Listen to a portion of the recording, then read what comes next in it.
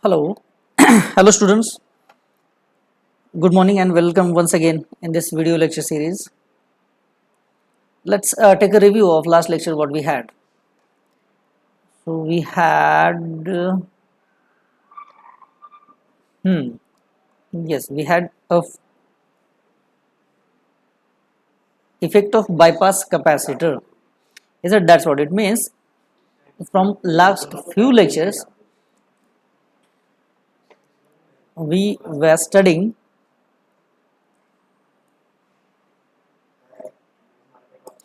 the frequency response. Is it? That's what we are studying. Is it?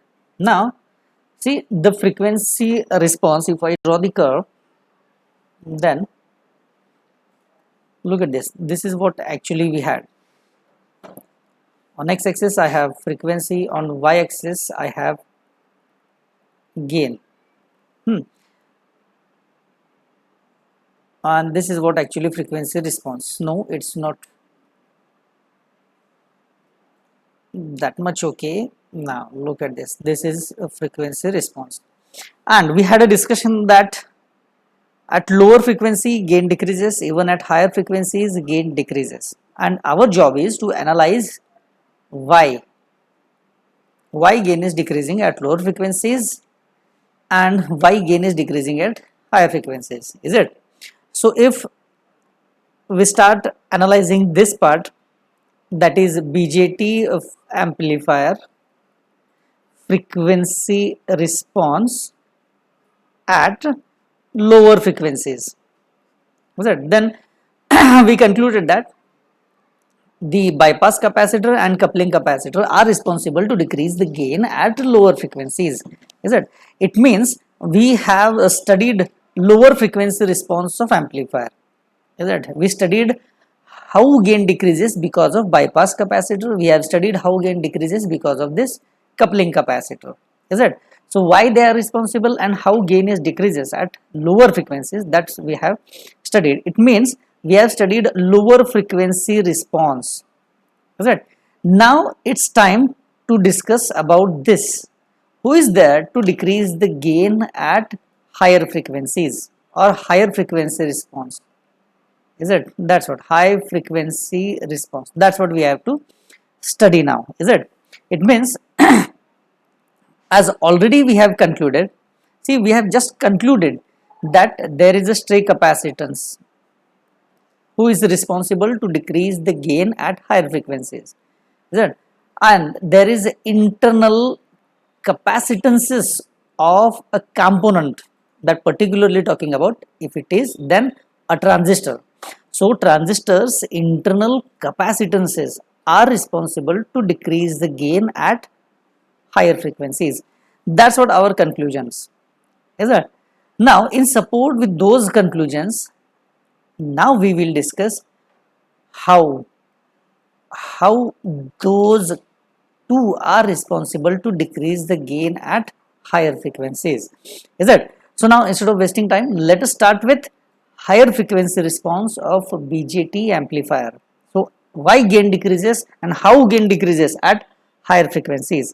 But before starting with this high frequency response, we need to learn one important theorem, that is called Miller's theorem. Miller's, M-I-L-L-E-R-S, Miller's theorem. Let me write it here, Miller's theorem. Yes, that's what. And after studying that Miller's theorem, we need to discuss about square wave response. Square wave testing, actually it is called square wave testing. So we will discuss square wave testing. Those two things are really important before starting with the higher frequency response of an amplifier. So that's why before starting with this higher frequency response, we will discuss Miller theorem. Why? Because the Miller theorem I am going to apply somewhere in the high frequency analysis. That square wave testing, that kind of analysis I am going to apply somewhere at the higher frequencies.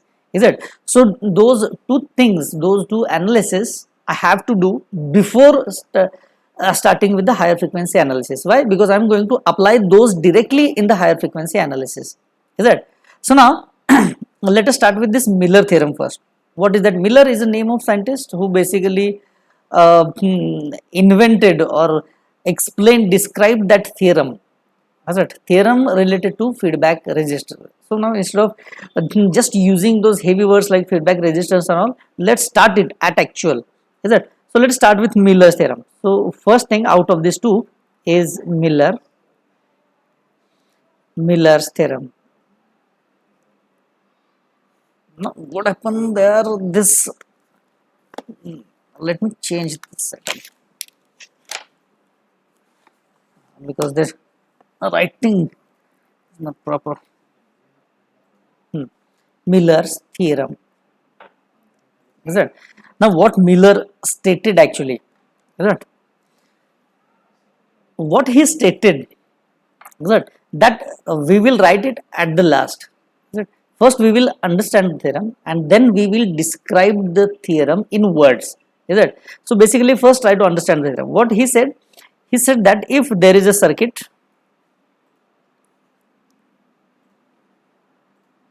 or you assume that you have an amplifier with a gain of K. K is the gain of your amplifier. K is the gain of amplifier.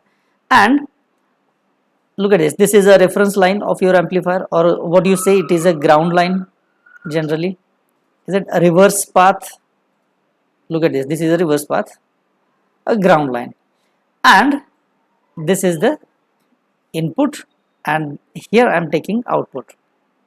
Now in between input and output, if you have one common impedance,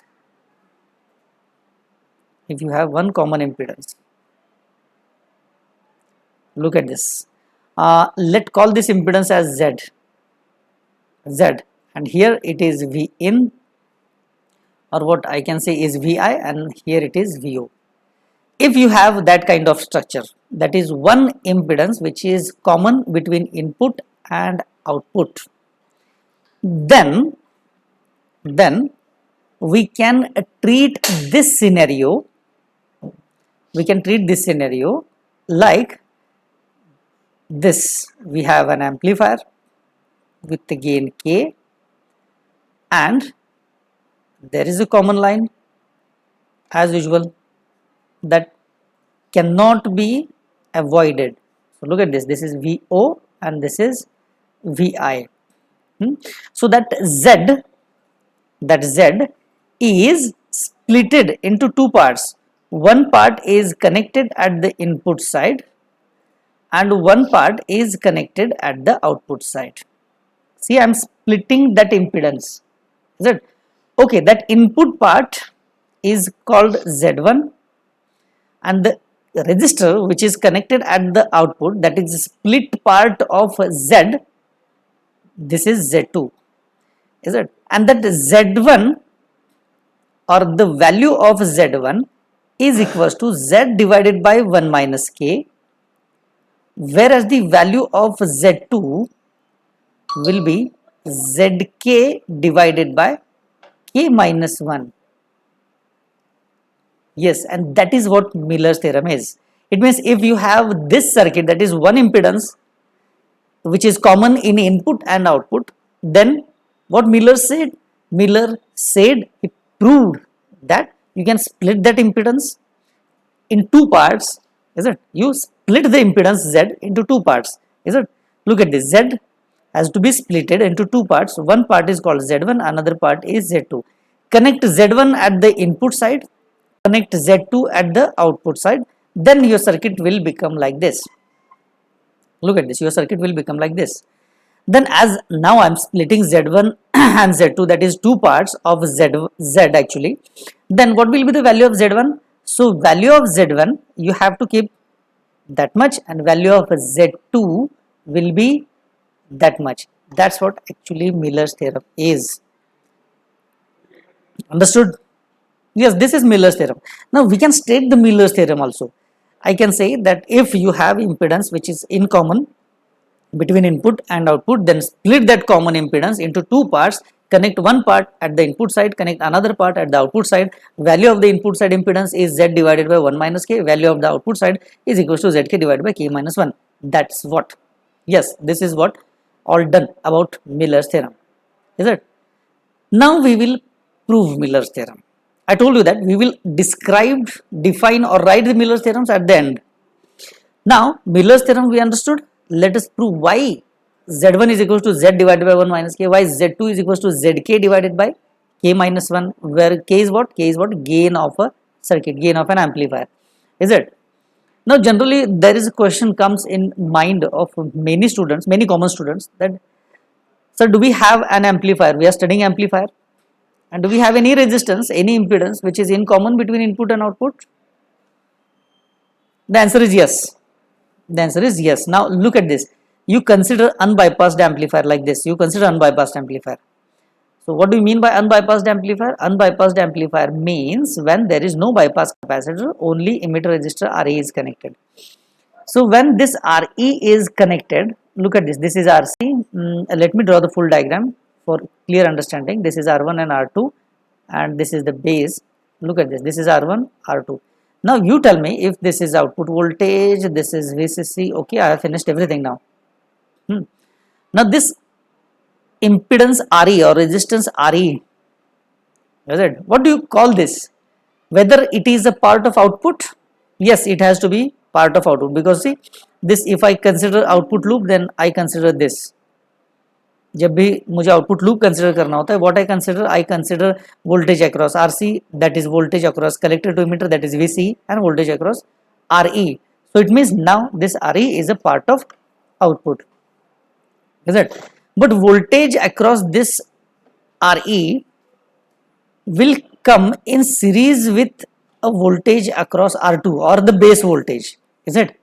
It means this voltage is getting added into the input voltage, is it? So it is contributing as an input also. So it means now this RE is being part of input also.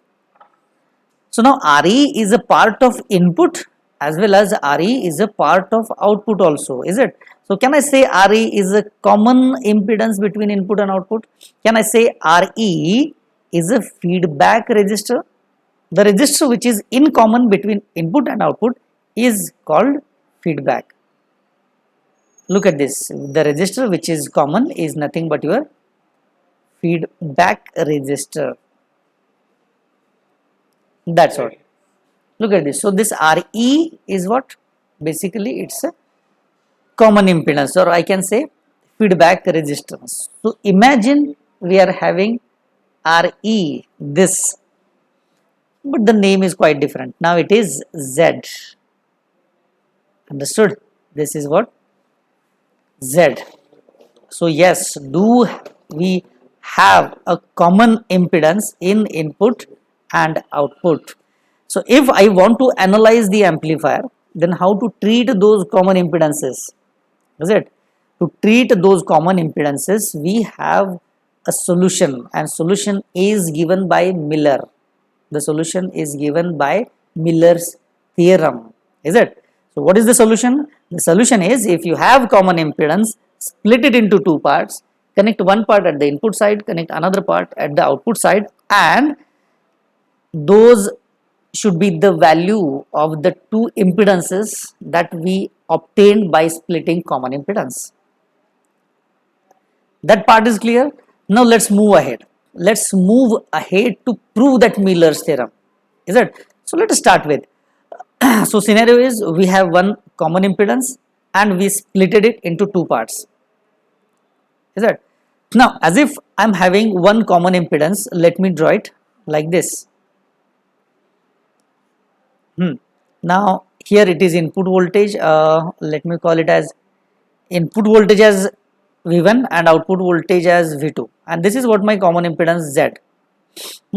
So this I will treat it as an input current I1, this is in output current I2, is it? So input and output and one common impedance. And now by Miller's theorem, by Miller's theorem, I have this structure. I will split that into two parts. Look at this. Now the structure will be like this. One common terminal, this is ground, V1, this is V2. Look at this. Input part, output part. So input to the ground, that is Z1. Output to the ground, that is Z2. This current is I1 and this current is I2. Is it? Look at this. What I am doing, I am just drawing the equivalent circuit. Look at this. Input part, Z1 is connected between input and ground. Z2 is connected between output and ground. Look at this. This is a common part. This is nothing but your ground. The red line is common one. So this is actual diagram. So Z1 and Z2. See, I have splitted Z into two parts. One is Z1, another one is Z2, and I have connected that. Is it?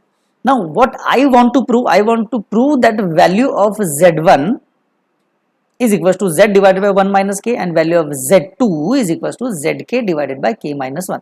That's what I wanted to prove. Is it? It means I am proving Miller's theorem. Whatever Miller says, how he actually says that, how he actually described that, that's what I want to tell you. Now, see, observe this left hand side part.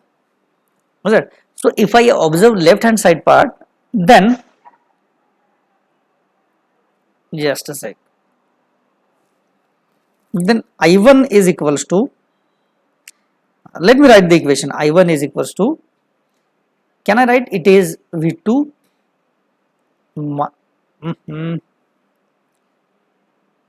okay, just check.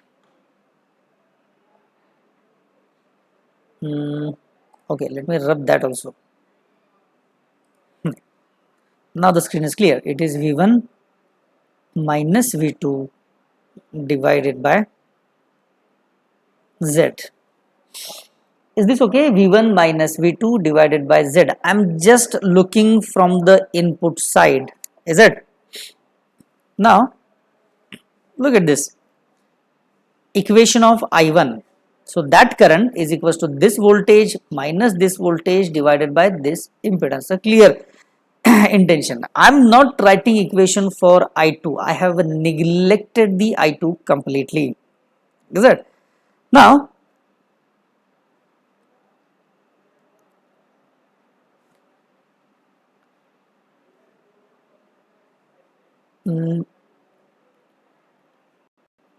this from okay, I will call this as figure A and I will call this as figure B. So this equation I am writing with reference to figure A. Now things are clear. Look at this. From figure A, I have written I1 is equals to V1 minus V2 divided by Z. Is it? Now from figure B, I can also write equation for I1. So what is equation for I1 then? Look at this. Equation for I1 is equals to V1 V1 minus 0 divided by Z1. Is it? So I will write V1 minus 0. Why 0? Because it is a ground potential divided by Z1. And this is equation I am getting from figure B. Look at this, figure A and figure B. From both the figures I have written equation for I1. Can I equate those equations now? So if I equate those equations, then V1 minus V2 divided by Z will become V1 divided by Z1. Put this is equals to this. So now if I have equated, I will write equation for Z1. So Z1 will be, it is V1 multiplied by Z divided by V1 minus V2. Is it? Just simplification. Now I don't want Z1 in the form of V1. What I will do? I will try to remove V1, or simply I'll write divide it by V1. Then what you will get? You will get Z1 is equals to, now V1 divided V1Z divided by V1. It will be only Z. divide, it means divide RHS. So now here it will be V1 divided by V1, it becomes 1 minus V2 divided by V1. That's what it is. But now V2 divided by V1, what is that V2 divided by V1? This V2 divided by V1, isn't it again K? Yes, so it means now this value of Z1 will be Z divided by 1 minus K. Is it? Look at this, Z1 is equals to Z divided by 1 minus K. This is what the value we have written here. V means actually the Miller. Z1 is equals to Z divided by 1 minus K. Is it not? Yes, this is how we can prove the Miller's theorem actually. Is it? See, we have done with only half part. Half part is still pending. So, what is that pending part? Is to evaluate value of Z2. Is it? And to calculate value of Z2, we'll follow the same process. Look at here. Okay, we'll follow the process here in half part. Let me draw a line. What happened? Sorry. Let me draw a line here.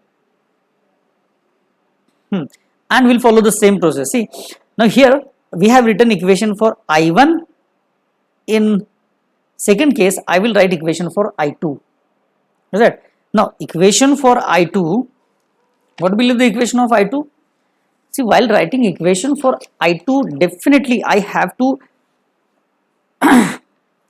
neglect the effect of I1. Is it? So, equation of I2 will be V2 minus V1 divided by Z. Yes, and this is what I will write from figure A. Figure A is there? Yes, that's what figure A. Now, again, by observing figure B, I can write equation for I2 will be V2 minus 0 divided by Z2 now. Look at this figure I am talking about. It is V2, look at this, it is V2 minus 0, 0 means ground level, divided by Z2. Right? Now equate those equation for I2. It means I have to write V2 minus V1 divided by Z will be equals to V2 divided by Z2. Z. Now, here I am interested in Z2. So let me write equation for Z2. Equation for Z2 will be V2 multiply by Z or Z multiply by V2, whatever, divided by V2 minus V1. Is it? That's what we have. Are we following same process? That's what we are doing, the same process. Now here what we have done, divide RHS by V1. Here what I need to do, divide RHS by obviously V2 instead of V1. So then Z2 will be, now numerator V2Z divided by V2, it becomes only Z. Yes, it is. Now V2 divided by V2, that will be 1 minus V1 divided by V2. Now again put the value. What is that V1 divided by V2? V1 divided, we changed the pen, but still it is, now it is in effect. So V1 divided by V2, look at here, let me change the color again, so that V2 divided by V1, we are what happened?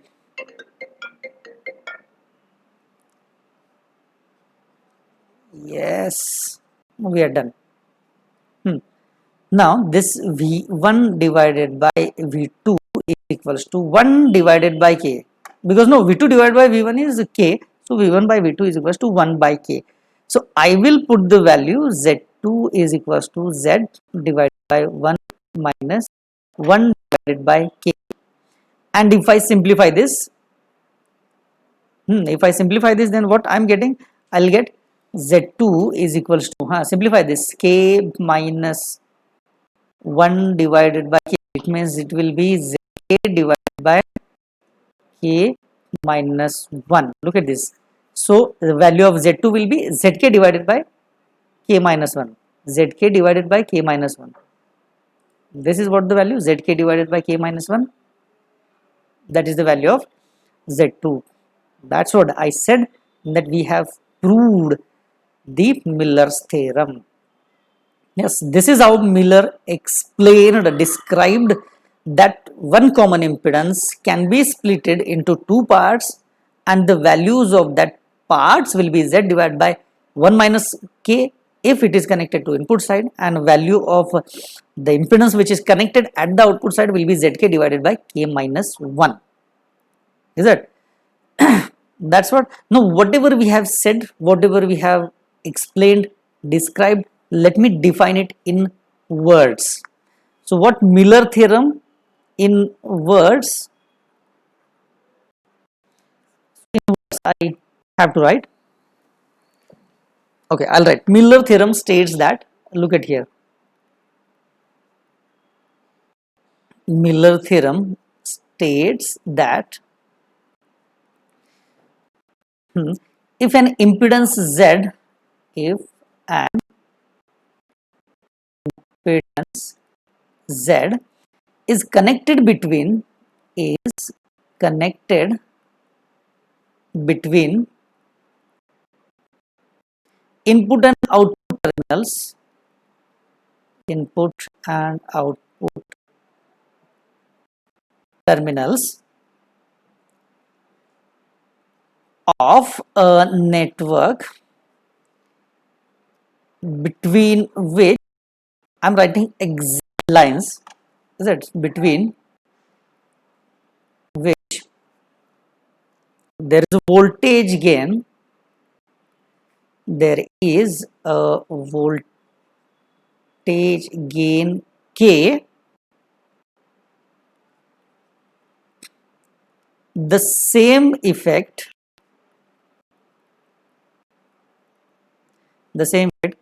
can be had, the same effect can be had by removing z,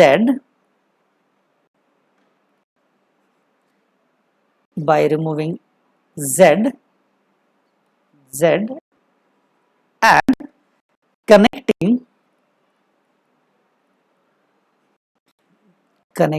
an input impedance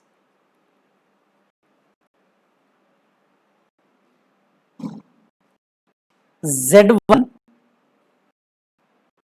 at input side